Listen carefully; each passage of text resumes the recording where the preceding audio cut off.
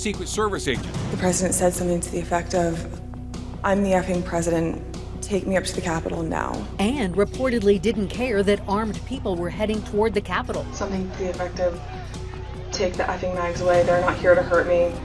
Let them in. Let my people in." We're going in depth on all the new details revealed in today's January 6th hearing from a former administration staffer. And the at Stanley Cup parade couldn't have come at a better time. Stanley Cup has completely changed how downtown Denver feels, and it's fantastic. Businesses downtown already feeling the boost and are staffing up for Thursday's celebration. It's going to be popping down here for sure. And good evening, and thank you for joining us for Denver 7 News at 5. I'm Andrew Heal. I'm Shannon Ogden. Glad you're with us tonight. Well, today the House Select Committee held the last-minute hearing on the January 6th investigation. And in today's hearing, a former administration aide testified former President Trump had no issue that his supporters were armed and marching to the Capitol. In fact, she said the president planned to join them. Reporter Em Wed joins us live from the Capitol. And Em, so much was revealed in today's testimony. And Shannon, so much indeed. We know that Cassidy Hutchinson, the star witness today, alleged that on January 6th, former President Donald Trump had said any armed supporters who were there that day weren't there for him. New bombshell testimony alleging that on the day of the January 6th insurrection, former President Donald Trump said he didn't care that his supporters had weapons. Cassidy Hutchinson, a top aide to Trump's chief of staff Mark Meadows, told the House Select Committee investigating the deadly Capitol riot that Trump was furious his rally on the Ellipse didn't appear to be at maximum capacity. Hutchinson testifying under oath that the president was angry security magnetometers were being used on his supporters and that the Secret Service was turning away anyone with weapons. I was in the vicinity of a conversation where I overheard the president say something to the effect of, I don't effing care that they have weapons. They're not here to hurt me. Take the effing mags away. Hutchinson said the former president and Meadows were aware of potential violence the day the election was being certified. I found Mr. Meadows in his office on the couch. He didn't look up from his phone and said something to the effect of, "There's a lot going on, Cass.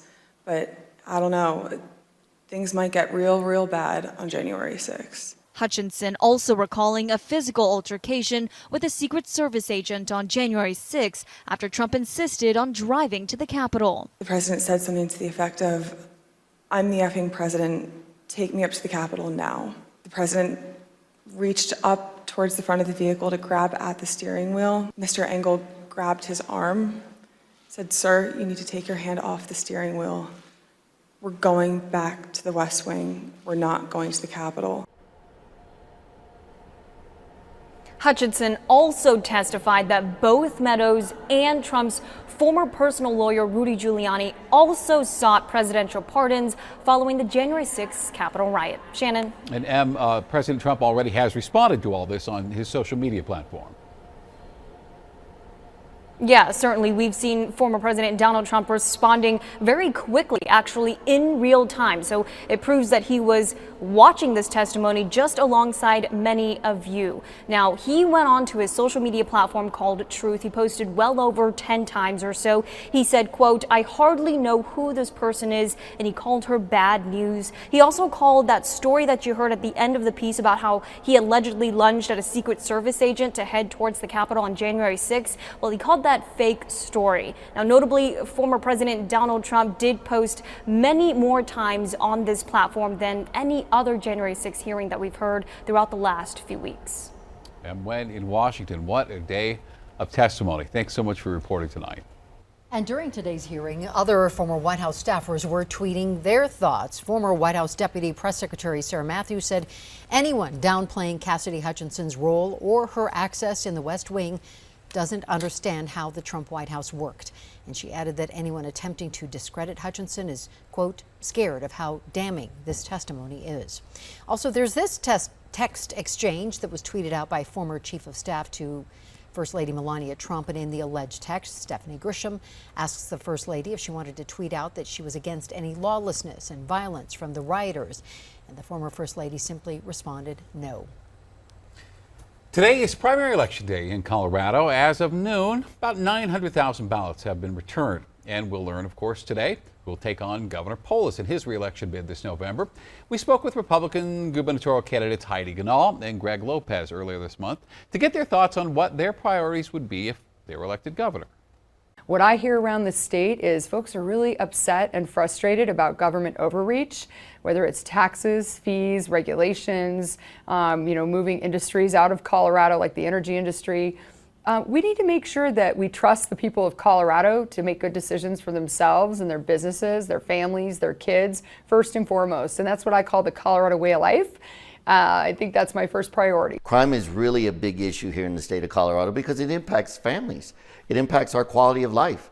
And so we need to make sure that we give back qualified immunity to the police officers, that we figure out a way where we can be tough on crime once again, because I think that's really what's tearing apart our community fabric.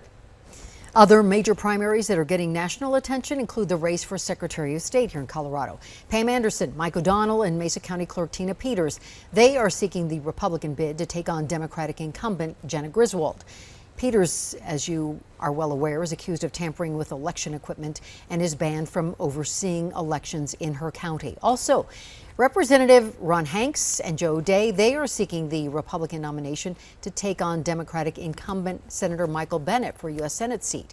And Colorado gained a seat in Congress after the 2020 census, and there are 3 Republicans and 1 Democrat running for the 8th congressional district.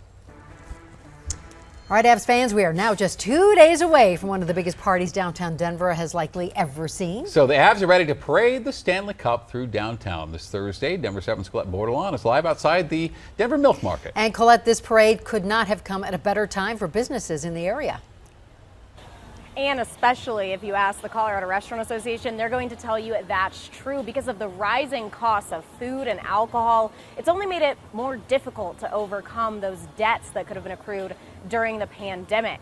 Now, food and labor costs have skyrocketed since March of 2020. Higher gas prices have hurt more than half of small businesses. So that additional revenue from Avs games plus the parade on Thursday is going to make a huge difference for local restaurants who owe an average of $180,000 in pandemic-related debt. And today I spoke with a local ice cream shop who just moved in to the historic Dairy Block here in downtown Denver. They say they've been cheering on all the foot traffic they've been seeing thanks to the Avs. Sugar changed my life. And David Wright is changing the ice cream game. What I just try and focus on is just things that make people happy and make people feel like kids, right? His business, Wright Cream, was born out of the pandemic in the summer of 2020. I was working for a real estate startup and they actually fired everybody. He got a new job working from home and started making ice cream in his spare time that he sold out of the trunk of his car at first. Some people referred to me as their ice cream drug dealer, so. Now it's a full-time job. With so many flavors and sweets with a spin, even Wright sometimes forgets what's in them. So that was the Oreo with Nilla wafer and what else did I put in that? Marshmallow? No. Peanut butter fudge. A couple of weeks ago, they moved to the Dairy Block, and there hasn't been a better spot since the Avs won the Stanley Cup. I haven't seen so many Avs jerseys in my life. You know, obviously we've been struggling for the last couple of years. A couple of weeks ago, we had our best day in downtown since 2019. The Downtown Partnership monitors daily pedestrian foot traffic in the area. That huge drop is when the pandemic hit. And numbers have been creeping back up since, but they really spiked when the Avs played. On Friday, we had almost 280,000 people in downtown Denver. So you can feel that energy when you're on the streets. And the party doesn't stop with the championship parade and rally right around the corner. Thursday's the cherry on top. We get to show off downtown. It's a beautiful place. Always finish off all these Sundays with my favorite brand of sprinkles here. Right. Can't resist coming up with a sundae for the Avs on Thursday. Probably some peanut butter cup action in there. Maybe a nod to Blink-182, the song somehow. Maybe a rose, something in there. Because through his window in the Dairy Block, You're just serving it to them with a smile on your face and trying to make their day a little bit better, right? he can't wait to be a part of the celebration for the Cup and for local business. Those with the Downtown Partnership say Thursday is really only the start. They hope all the people who come downtown remember what they might have missed over the past couple of years. And if you're looking for Wright Cream, this is their window right behind us here in the Dairy Block. If you want to find their flavors, check them out on Instagram.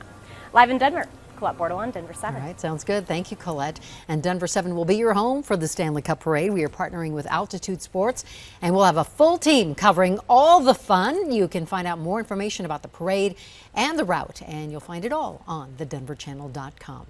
And we want to say a quick congrats to all of the Avalanche players. The Avs have been nominated as the best team for this year's ESPY Awards. Cale Makar also nominated for Best Championship Performance. And you can watch the ESPYs right here on Denver 7. That is July 20th. All right, please check this out. This is little Landeskog standing next to the Stanley Cup. Dad, Gabe Landeskog, shared this photo of his 2-year-old next to the cup, which, by the way, a little point of reference, the cup's 35 inches tall. Gabe also held the cup for her as she got to take an infamous swig out of it. And, you know, we're going to safely assume the Landeskog family switched out the champagne for something like some juice. That's sweet. My heart broke because everything in there that's important to us with the dance was in that car. Centuries-old Native American family heirlooms stolen in Colorado, along with the family's car. It's not just clothes. It's more meaningful than that. Now the family's hoping to get those precious items back. You know, that's all I can hope for. Mid to upper 90s today. More heat coming tomorrow before a cold front arrives on Thursday. And our new Broncos quarterback takes a trip across the pond to visit with fans in London town. We're here right now with all the fans. What's up, baby?